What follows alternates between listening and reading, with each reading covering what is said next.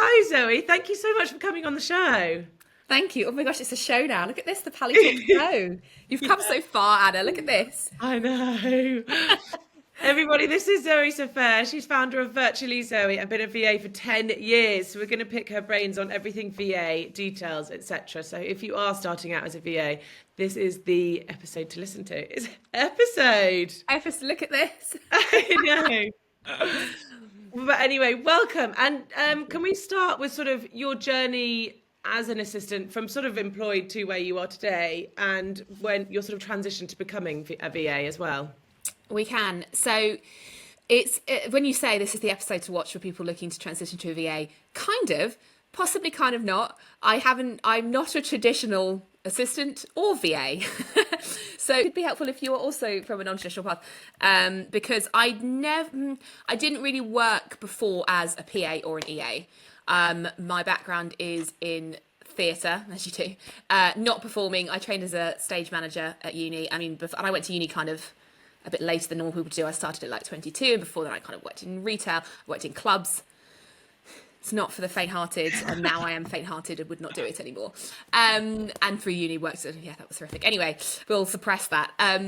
So I worked for a theatre company for a couple of years, maybe, or about 18 months as a production assistant, production coordinator. So producer who produces, I used to work in commercial children's theatre, so produce children's shows that toured the country and some went abroad and some did like West End. So it's kind of not dissimilar in a way because you're still assisting and helping to make things happen.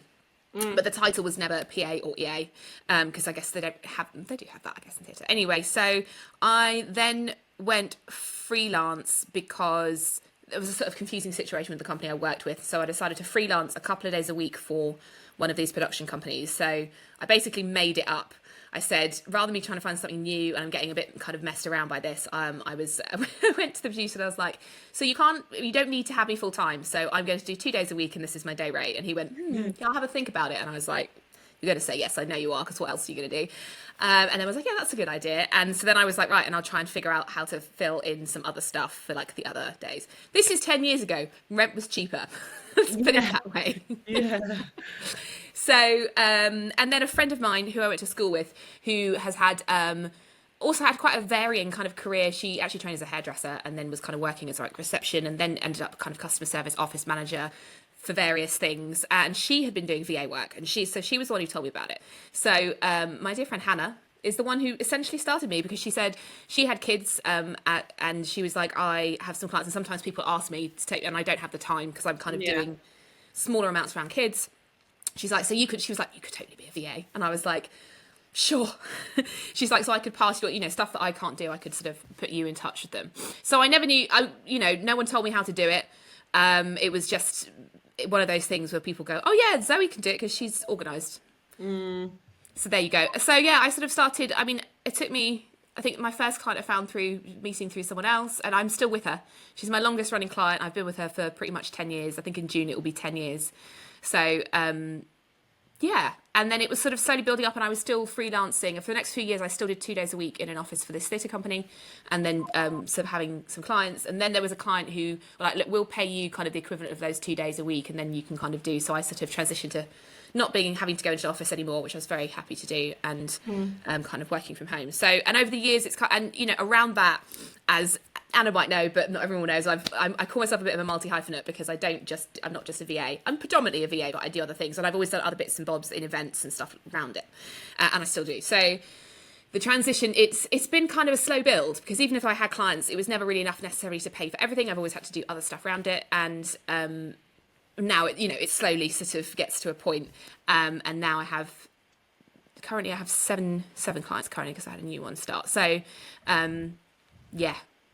But I've always kind of, essentially, the really annoying tip is that I've been winging it for 10 years. And make it, because no one's taught me how to be a proper PA or an EA. So I've just gone with like, what does the client need? And they sometimes they have like, well, this is the system I use and I just need help because I'm doing too much of it. So I've taken over, whatever system they're using, and then maybe it's tweaked a bit, and yeah. here we are. But now I guess with more experience, it's easier for people to be like, I have a bit of a niche as well with tend to be people who are kind of in events, like event suppliers and stuff, because I have a background, so maybe that helps. Yeah, so that's maybe not very helpful for anyone starting to be a VA, because I've just said you just don't need to not have a traditional path. How helpful is that? But I guess it means it can work if you don't come from It is. that traditional background. Yeah, You can still do exactly. it. And like you've brought your niche background and you've made it sort of you've made it why people work with you. You've got your event side, and I think that is like your selling point in a way, because you've got something interesting to add on it. So if someone's coming from an industry where they're like, oh, it's not really relevant, then it is in a way, because someone would be looking for support in that world, whether it be admin support or, like you say, with like software setups or whatever it might be at the time. But I think there's always a space for you to join the industry. You've just got to find how to find your clients and where's the best to find them. Yeah, So I think so. And finding clients is always the question, isn't it? And my best answer for that is word of mouth recommendation, because pretty much all of my clients have been word of mouth. Like the new one that I've started with, which is not a huge client I'm doing a bit for, is because they're friends with another client of mine. So exactly. And once you're in that world of being referred, then hopefully you'd like to think that it's just like the ball's rolling in a way. But I just wanted to go back to your friend Hannah. So she was a VA 10 years ago. It wasn't really, when she became a VA, was everyone like, what is that? Because 10 years ago, like the term may have not been known. Obviously the work she was doing was done in an office style. But how did she find it then? I don't think she never sort of said to me anything like people have no idea what it is. Because I think even back then, I think I'd heard of it before, and when she sort of talked about it, then I sort of would spot stuff everywhere. So I didn't think it was that unusual 10 years ago. I think I remember on one of the lovely Pally Talk little sessions, co-working sessions, which you should join because they're fab. Somebody said something about, and it all kind of exploded through COVID. And I thought, oh God, did it? Because I didn't necessarily get new clients during COVID, but I think it's because I had an events background and in more events need to know all the clients at COVID. Oh, like, yeah. No events happening. Which is fair. But I thought, to me, I was like, oh, it's been around for ages. I think I maybe just being one, I was like, oh yeah, it's quite common. And if people ask me, I'd be like, have you not heard of a VA? I thought everyone had heard of a VA. I didn't think it was that uncommon. And I think I'm not entirely sure how she sort of started with it and got work either. I'm not quite sure what her transition into it was. I think again it was some people that she knew and then got recommended. And as I say, I think she'd sometimes do a bit of a hybrid where she'd kind of go in an office a bit and then kind of be remote, and it varied over the years. And now she's a permanent makeup artist. She doesn't do it anymore. She does like eyebrows and lips and stuff. She's very, very good. So she's always been a bit of a shape shifter with her stuff. And she's worked for some sort of like more high level kind of people who are like entrepreneur, full on stuff. So I think I didn't think it was that uncommon. I think I knew that some people hadn't heard of it, but I'd always look at them weirdly, being like, "You haven't heard of it?" Yeah. Like, okay. I thought everyone had now. So even 10 years ago. So yeah. Because obviously in COVID, everyone was working from home. So I suppose it was more remote assistant became like more common, let's say. But actually, being a VA, like you say, was around. But I didn't really know about remote working and sort of freelance assistant roles. But that wasn't because I didn't know necessarily. I just hadn't even explored that avenue. I was always just like, right, you leave uni, you go into an employed job, you work in the office all day, every day.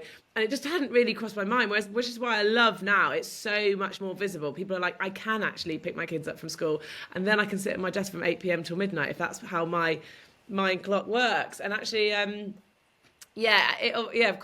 totally get where you're coming from. It was around. I think now people just know that they can do that, whereas before it was just like, no, employ. That's all. I think I have a huge kind of but having been freelance for a long time, it's a bit of a different mindset and living in a slightly different world. And also I never worked, because I worked for like a theatre producer, it wasn't corporate in a big way, and it was a small company. Like often production companies are pretty small, like a few people.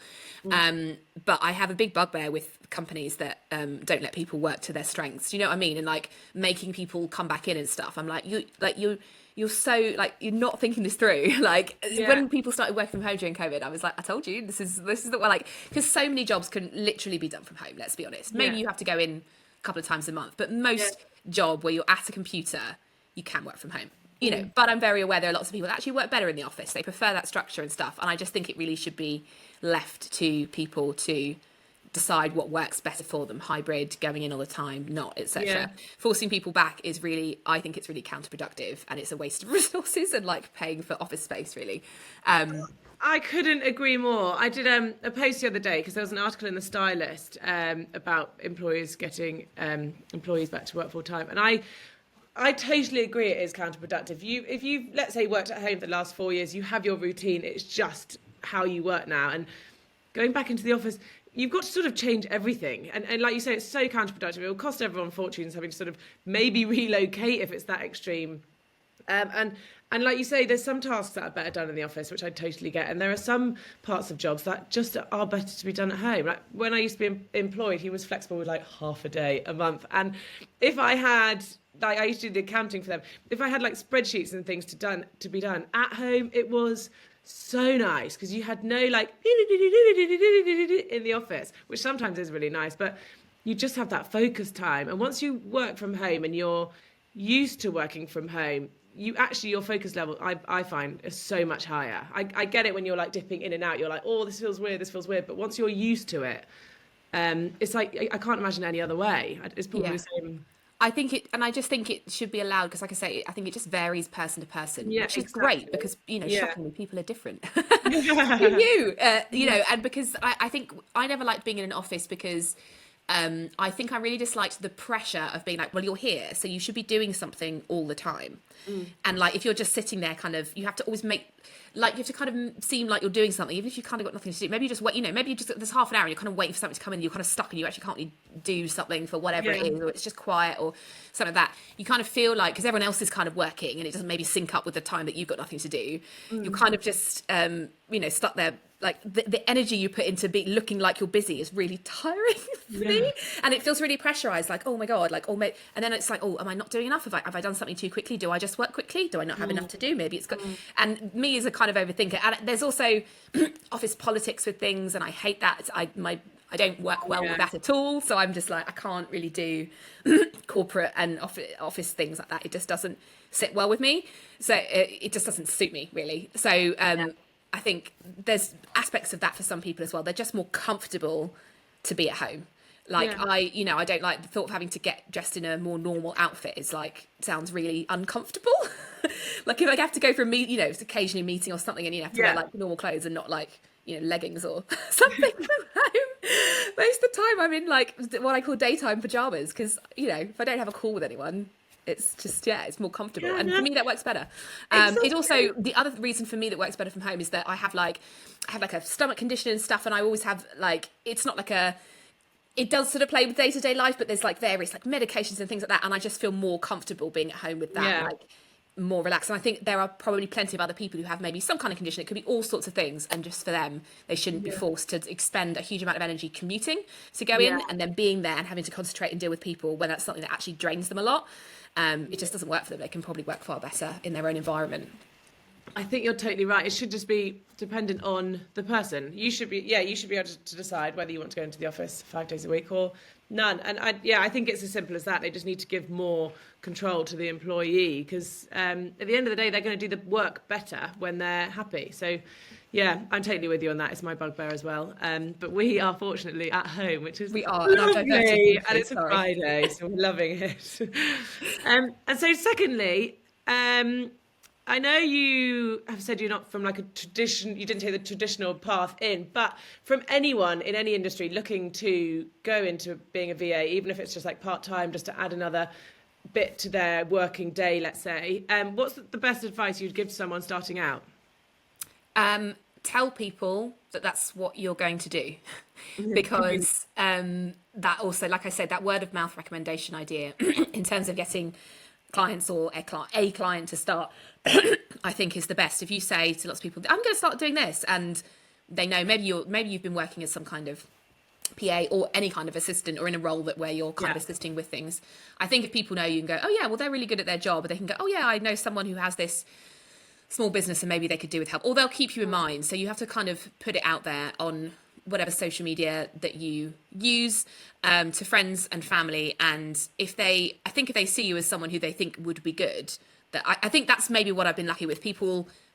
Friends know me as being the one that's like organised and getting things done. So I think they just go, I've literally very kindly had people do, oh, you need Zoe in your life, which is very sweet. And then I'm like, oh my God, the pressure to be good. But like, do you know what I mean? Like, I think I must have come across in that way to people. So they go, oh yeah, I don't know if she's ever done this job, but she'll be great. So I seem to give people a sense of confidence. I'm like a swan, clearly underneath them, like, but do you know what I mean? So I think maybe if you're sort of that kind of person, people go, oh yeah, great, yeah, you'd be great at that. I'll keep you in mind, and if something pops up, and then I can put you in touch with people. So I think putting it out there, and then I think personally, for me, it worked well, the transition of having something like I had a fixed 2 days in the office, and then other time to do that. So like I said, it took a few years for me personally to sort of transition to being not doing those fixed kind of days. So maybe start it off where you've got a bit round whatever your job is, or ask, I guess, I don't know how it works, ask if you could do your normal job part-time, see if there's a way that you could do it part-time or job share, so then you have some time to maybe do stuff around.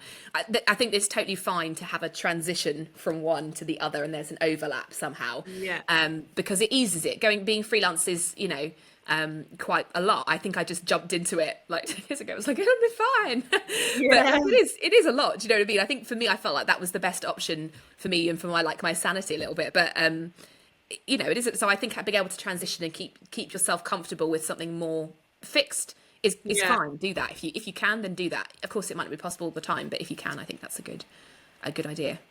Yeah, exactly. And then you haven't got, you phrased it quite well in another call. It's a freelance fear. Yeah, I have freelance panic months. Yeah, exactly. And I suppose this like gentle move into fully freelance is a way of just of sort of lowering that panic of not getting because it's also I think if you are fully freelance, there is a shift in mindset as well, because even though I sort of I essentially work between sort of 9 and 5, I tell my clients that's when I'm kind of available, and that's pretty much what it is. So it is sort of set up traditionally, but more for the sake of the clients than me. I think I would probably, if I could, I'd probably work like from 11 a.m. Actually, I'm not such a morning person. I think I would my time would be different. But because small businesses are kind of mostly running through that time, that's sort of what I offer, I guess. But the shift in mindset is very much of like a time versus money thing, and how much stress it's going to cause you. Is it worth the money? Because I think there's sometimes people, I'm not getting tons of inquiries all the time. It's not like I've got loads and loads of inquiries. I get them occasionally, and often, like I say, the nice thing is often if people recommended me, it's more like, are you free? Let's have a call. Great, let's start, sort of thing, which is again very nice.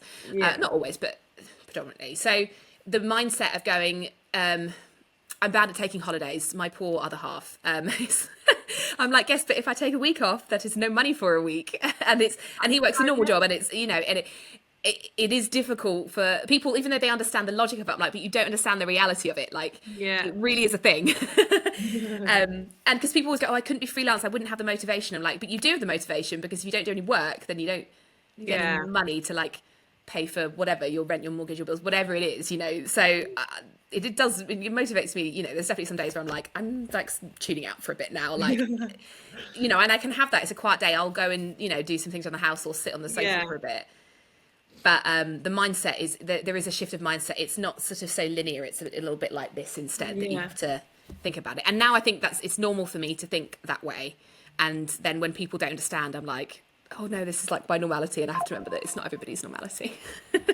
Exactly. But on the holiday side, I totally get what you mean by that, and also it's interesting what you said about the motivation, because exactly that. If you wake up and you don't do it, you'll lose your clients, and you won't have any money, and then you'll have to work your little socks off to gain it back. So it will sort of not do you any favors. But the holiday side, is there a thing in sort of freelance contracts that you could, I suppose it's more on if you're on a retainer basis, so have X amount of hours per month, could you set it up so they, no matter what, pay for your 28 days holiday or whatever? Do you know what I mean? Pro rata, whatever it might be. Is that done?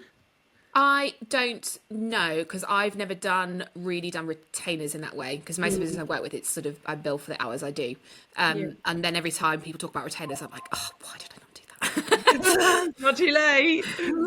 And now I'm like, oh God, it's too late to like change. Anyway, but I don't look. The thing is, it's your contract. If you are contracting them, because most of my clients, if they wanted a contract, they've sort of done they have like maybe contractors doing other work, and they've sort of given me their contractor thing. And a lot of that is often sort of like, so you don't screw them over and steal their something, something, and a link of information, whatever that is, and just agreeing the rate that you're getting paid or whatever. But I think if you want to contract them, you could. I don't know if it's done, but I don't see why you couldn't do it. You can do what you like. It's you and your business and your freelance. But you'd have to see if they would accept that. I don't know if they would. It might depend on the client.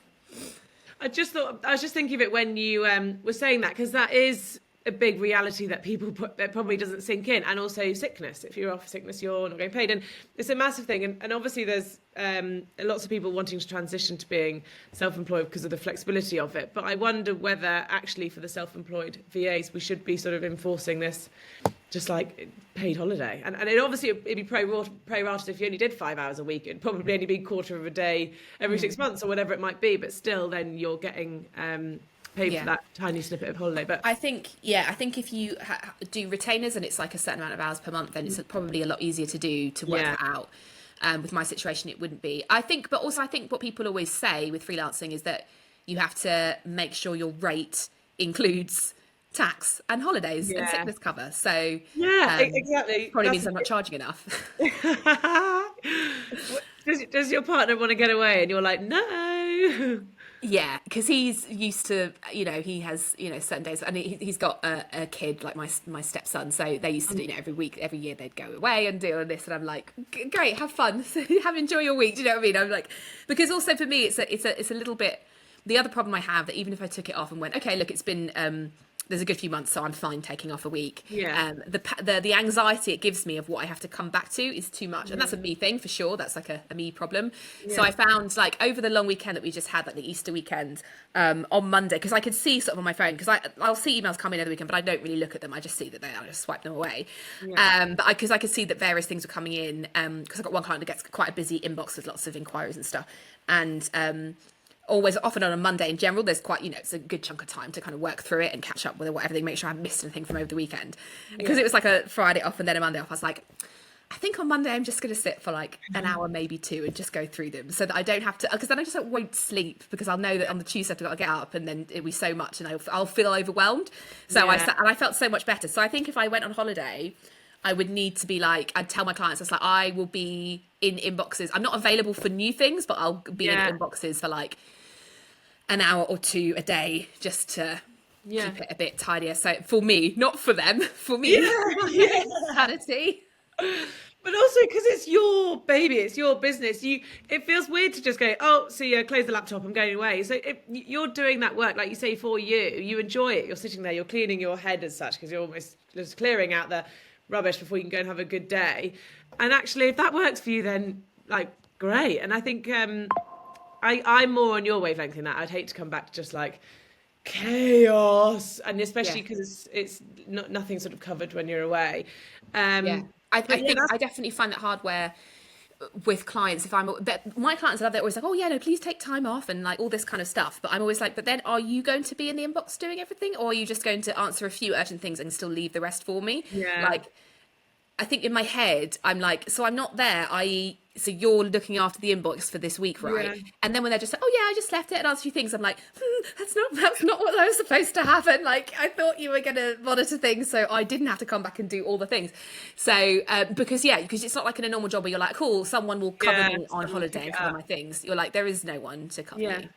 But also, if your client is so used to having you managing the inbox, it may be not good if they start jumping in and out, read this, do this, reply to this, and then you're like, what's been done here, what's been replied to, and you're reading through everything going, oh my god, if anything that would be more like, oh god, out of control. There's potentially that. I think I would literally need to sit back and look through all the emails for the week, but I think I would rather do that and maybe have to reply to a million things, because I think that would be more overwhelming. If I'm like, I just need to sit there and just check that it's been replied to and been missed, or if there's anything I need to know, an update on whatever tracking system they might be, fine.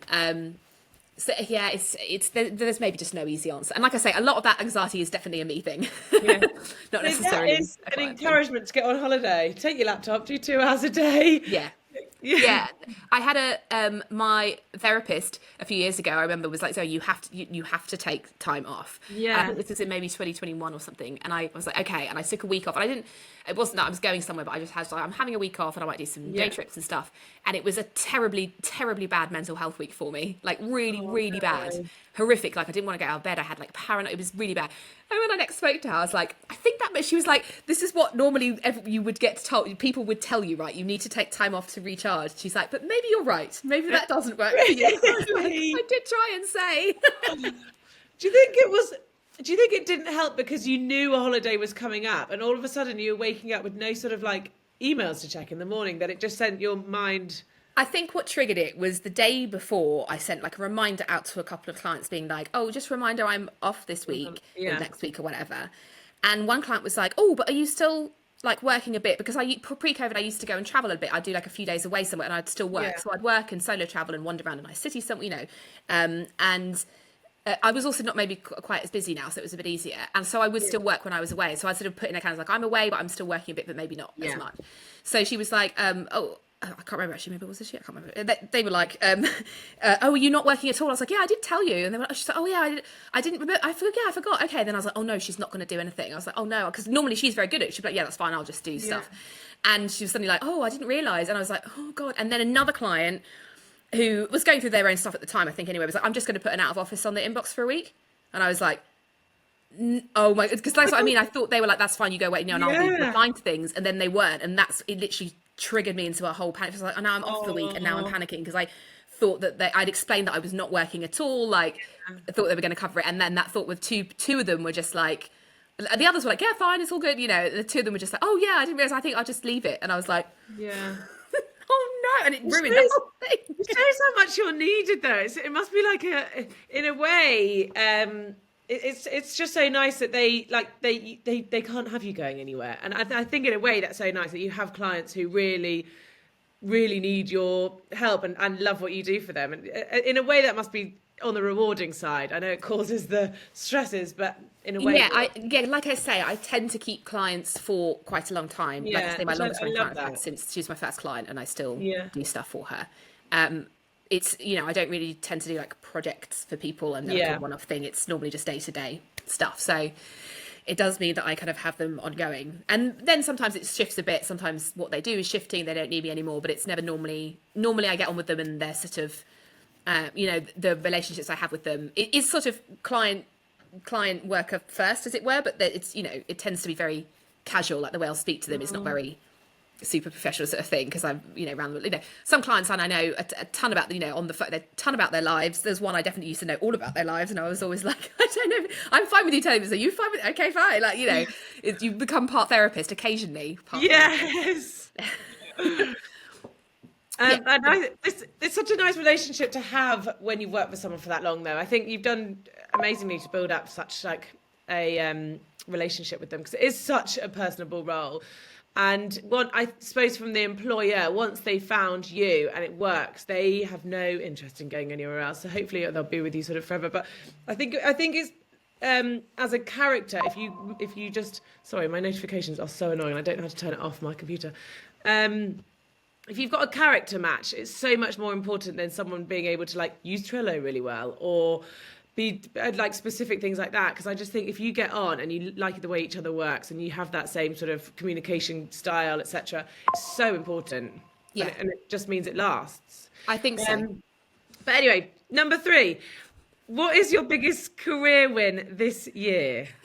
Yeah, thinking about this, because like I say, we're sort of 4 months in. If you'd asked me in December, I might have had a better answer. But I think I've started with, so it's an interesting story, a new client of mine, because I sort of did a little bit for them, maybe actually towards 2023 and maybe a bit last year. And then because they were trying to start their business, and then they had to kind of stop, and they took time off and they were doing something else for a bit, but they officially launched their business actually at the beginning of this month, so there was a little bit kind of beforehand, and then they actually had me, because they're based in the Netherlands, so I flew out there for like one night basically, and that was very nice, because I hadn't really done much for them, but because had to take so long in terms of the fact that they got to finally launch, and they were so pleased to get to launch, and they had a few people that have worked with them in the years to finally get there. And I think that, like I say, I think that's really nice. We had like this lovely dinner out and on a boat, and just really nice things like that. And it was nice it was a nice sort of thing to be able to be included in, and to see them finally launching it. It was like, yay! I've heard the sort of story of it over the bits and bobs of calls we had over the last 12, maybe 18 months, and to see them launch it. So maybe that's definitely their career win for now. Hopefully they're happy. But yeah, it was nice, like I say, to be able to sort of be enough to be flown there to do it. And I have another client who works, they're based in Spain now. They were in the Netherlands, now they're in Spain. And I went, when they were still in the Netherlands, I went to see them last year, and then this year to Spain again for just like one night or something. And again, it's very nice of them to do. I was like, that's so nice. Like, you sure you need me to come?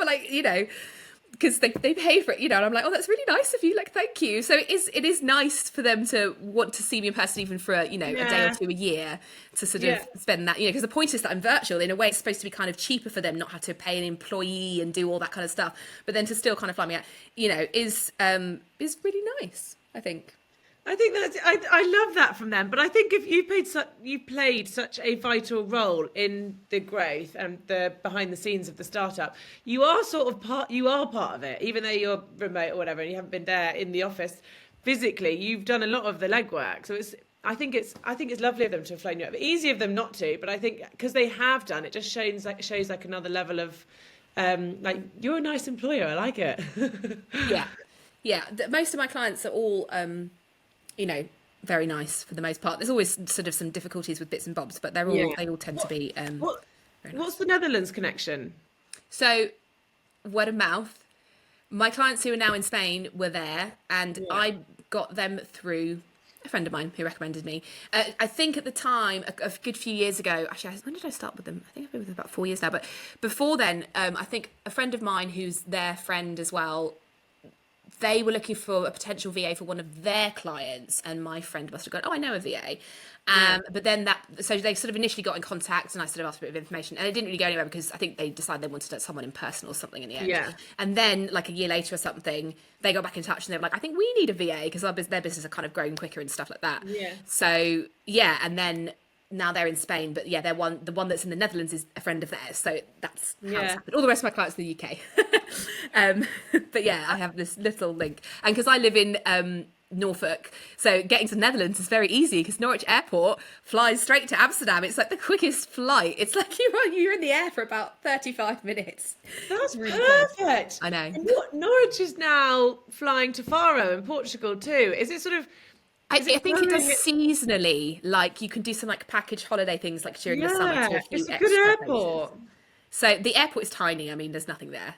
But having it so close to you is so handy because you just so when you do go on your holiday, you'll just pick a destination that flies out of Norwich and happy days. Yeah, they just tend to be more expensive flights. That's the thing. And most of the time, I think like when my other half has gone on holidays and stuff, they mostly just go to Stansted because there's more going from there, and it's about an hour and a half away. So it's not too bad. Have you ever been to Southend? Haven't been to out of Southend Airport. They fly to Amsterdam as well, don't they? Because they're really close. It's probably a bit like Norwich. It's the most fantastic airport because you arrive, you park there, the entrance is there, you go up an elevator, literally there, and the gates are there. It's so easy. There's like 2 cafe things to get food and drinks. You get on the flight, and then it must be just like the Norwich. When you go to like a massive airport after that, you're like, why not bother? Just go to the small ones. But it's probably very similar. But I think they're really nice career wins actually. And like you say, we do work from home predominantly, but getting treats like that to go abroad and sort of enjoy it with the people you're working for is also a perk. So to finish, we have a quick fire round. Okay. So I'll just run through all the questions. Just say whatever comes to your mind. So first question: what is your go-to AI tool? I don't really use any, but I guess if I needed to, it would be a ChatGPT thing sometimes to look up information or go through something. But I don't, with what I do, I don't really need to use any as such. I know, I'm with you on that at the moment, but I had a call yesterday and I've got them written here. You know, the call recording thing, apparently Ambient's really good and Copilot, but I'm a bit in the headspace now. I'm like, how much energy is it going to be to get on board with the softwares? And do you know what I mean? It's like another thing you've got to learn and implement. Yeah, I think it just depends if it's really needed for what you do. I have some clients who use some kind of like AI-ish tools, Yeah. but it's more for their kind of stuff. For what I do, which a lot of what I do is kind of answering emails and inquiries, and normally we just have a sort of, often there's a sort of basic inquiry reply, and then you customize it. It's like I don't really need it, but so yeah, if it changes, I'll let you know. Yeah, yes, do, because if you the first one you try, I'll try. I just like overwhelmed by how many are on offer. I'm like, where do I even start? ChatGPT is fine 'cause it's so easy, but it's sort of like what next? But I will one day spend time on onboarding it, but right at the moment, not for me. Secondly, what is your favourite podcast at the moment? Podcast wise, I am a true crime person. So Really? yeah, I've always been into. I used to be into, like, when I was a kid, like crime stories, like, Famous Five and Nancy Drew when I was younger, and then like Yeah. crime fiction when I was older. And so I'm a true crime documentary watcher. So the podcast I tend to listen to is called Case File, which is real cases, the true crime cases, and they've got a good few hundred of them, and it's narrated by this anonymous Australian guy who's got a kind of great voice, but also slightly eerie. It's very well researched, very well told. So if you are a true crime person, Case File is great. I'm not, but I did once do a really long drive, and we listened to Serial. Oh yeah, I've listened to Serial as well. Yeah, which is great. Incredible. Yeah. And it was actually before it went back to court. It went Yeah, back I think in, it was didn't years ago that I listened to it, so I don't quite know Yeah. if there's updates since then. Case Files. Maybe I'll listen to that one day. I don't know If if you I'll don't find like it true too. crime, then don't. But if you No, do, I think I'll get then- too scared. I had a night alone last night with Hector, and every sort of noise, I'm like, oh my god! And I now have to tell myself, if they're going to break in, they'll kill me. If they're going to break in, they'll kill me, because I have this like fear of people sort of coming in and attacking. So if I listen to that, I'd be a total mess. Yes, maybe don't. Yeah, but it's so interesting. You love it. Probably a bit like my husband. He'd probably love that sort of thing. Who is your biggest inspiration? Oh, it's difficult because I've always struggled with this question. It's always really difficult to figure that out because I don't know if there's a specific person I can sort of say. There's maybe some bits of different people that I don't know. I never have an answer for that. If you look at it in a celebrity world, does that help? No, because I feel like, especially nowadays, you can't put any celebrities. You go, oh, I really like them. I like this actor, I like this singer. You can't put anyone on a pedestal because something comes out and you realise that they're potentially a horrible person. So I'm very cynical about that at the moment. Yeah, I can't, I'm with you on that. There's just so much that comes out of people very cynically. Any sort of male celebrity that you like, I'm like, don't do it.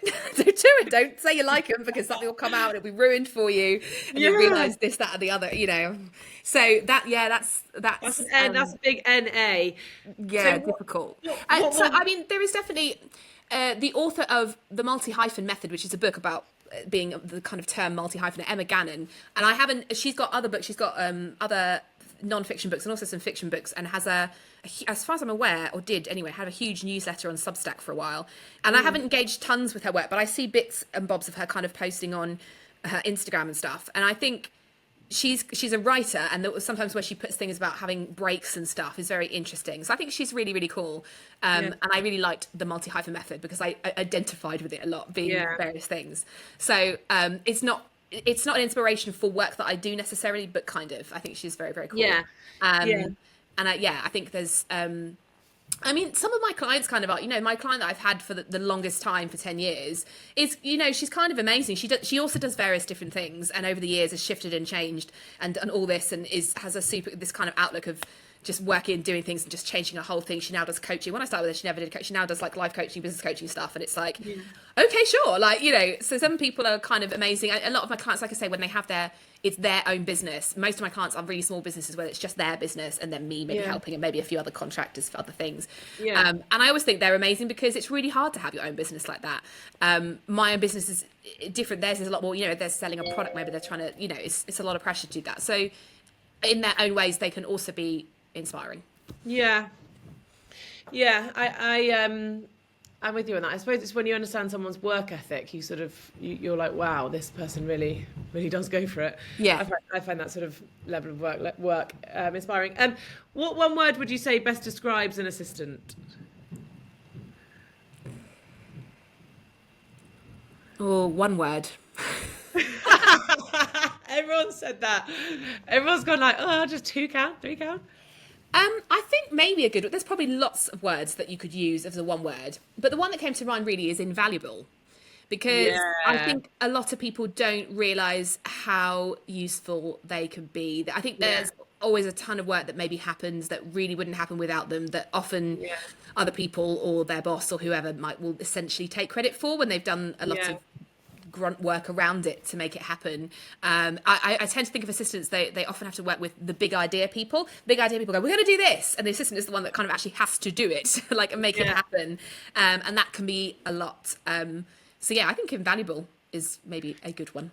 There are plenty of others you could use, but let's go with that one. I think that's a really good one. Because I personally think if I ever have a assistant, I can't imagine them not having one, because I know sort of what work that they can do behind the scenes. Like you say, you've got the ideas, but then you've got to actually implement the things. Are you tea or coffee? So I can't drink caffeine. Caffeine and I do not get on, which essentially cuts out normal coffee and normal tea. So I guess sort of tea, because I will drink herbal tea. Yeah, yeah. But I love coffee. I really love the taste of coffee. I've always have. So I occasionally do like decaf coffee. So that's a tough answer. Why I'm so difficult, Anna? We're like quick fire. Half an hour later, we're discussing Coffee because I like coffee more, but I can't really drink it. Because the decaf coffee still contains caffeine, doesn't it? And it's almost, but I suppose the taste. I mean, maybe one day they'll create a coffee that tastes like coffee but isn't made from coffee, so it's totally decaf. Maybe one day. Maybe that's a business idea for someone else. For someone else. Are you Slack or Teams? Oh, Slack. I don't like Teams at all. Really, I've never used Slack. A Zoom or Google Meet? It depends on the client. Google Meet for just doing like catch-up calls, because Google Meet calendar, press add a link, so easy. Zoom I use for one of my clients because I host virtual escape rooms. One of my clients has these amazing like virtual puzzle solving games. It's a fun person as well, and I host a lot of them, so we use Zoom specifically because it works the best for what we need to do. So I've always liked Zoom, but yeah, Google Meet, if you want to send, if you're having like a catch-up call with someone, Google Calendar invite, click link. I think Google Meet is really useful because it's simple.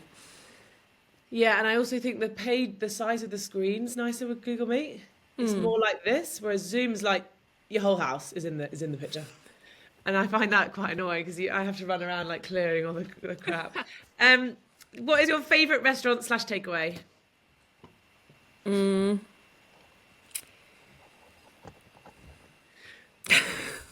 That's really hard. That's a really hard one.